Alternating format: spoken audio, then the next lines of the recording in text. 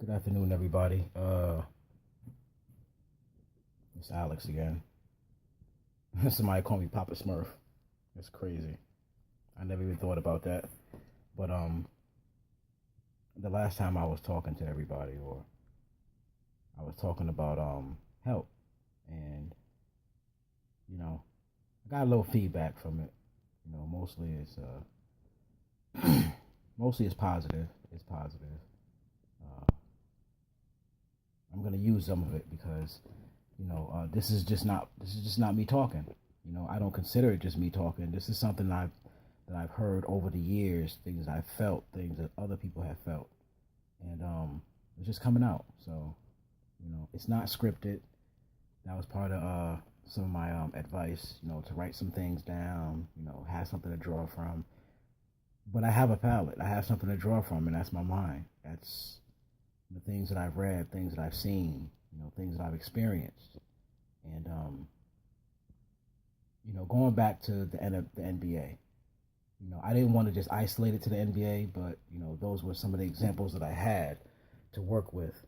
And but it really kind of stretches across all professional sports, because over the last couple decades, we've been dominating sports. You know, I hate to be conceited enough to say that we everything we touch we take over, but that's kind of been pretty much the norm. So when I talk about the NBA, I kind of mean indirectly, all professional athletes that are African American who sit in the background and donate their money. And again, that's awesome. That's more than most of us do because we don't have the money to donate. But we need more. We need more. Take back, don't donate the money. Donate your time. Donate your face. You know, uh, I don't have an answer. I don't. All I know is what worked for us in the past. We appointed leaders. The leaders spoke what they voiced what was on our mind. They took in what we had and took in our struggle. And since they were part of the same struggle, it made it easier for them to flow, and it made it easier for them to help us. And and I'm pretty sure before all that happened, it was a buildup. It was a buildup of anger, a buildup of animosity, a buildup of confusion, a buildup of a whole lot of things that just prevented somebody to step up and to speak out.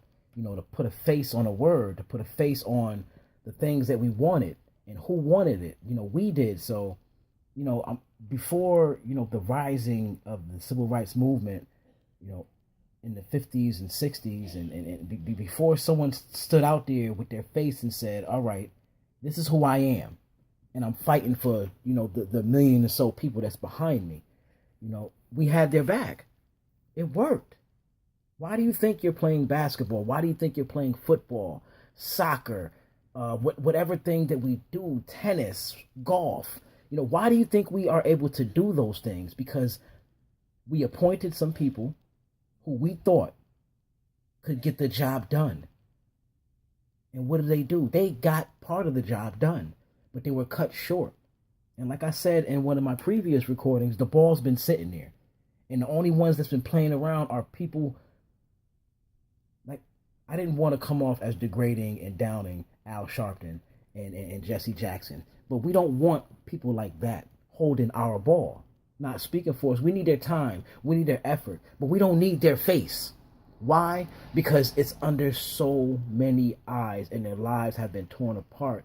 And the habits and the infidelities that all of us have were brought up to light. So whatever they appeared to be doing seems so tainted. It didn't have the desired effect. It didn't pick up positive traction. When Jesse Jackson was trying to run for president, it didn't pick up traction because we didn't believe in him. We didn't appoint him. We appointed Malcolm. We appointed Martin. We gave them that. And when they took and ran with the ball, we backed them. And that's all I'm asking. I'm asking for y'all to help us. Put your face out there. We'll have your back. We will. What else do we have to lose?